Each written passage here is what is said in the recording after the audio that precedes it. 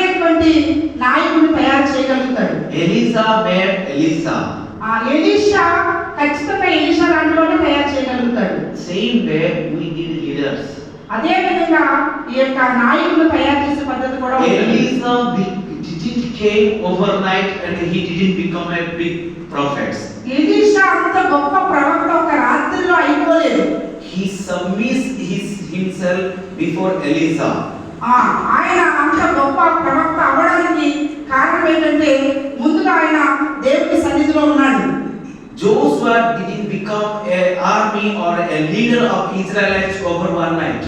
కానీ యెహోషువ కూడా ఏదో కొద్ది సమయంలో ఒక రాత్రిలో అంత గొప్ప నాయకుడు అయిపోలేదు. He was every time 24/7 in the house of the Lord.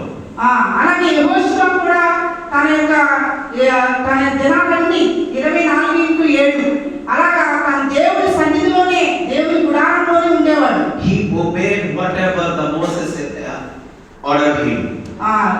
మోషే ఎలాగైతే దేవునికి విధేయత చూపించాడో మరి అలాగా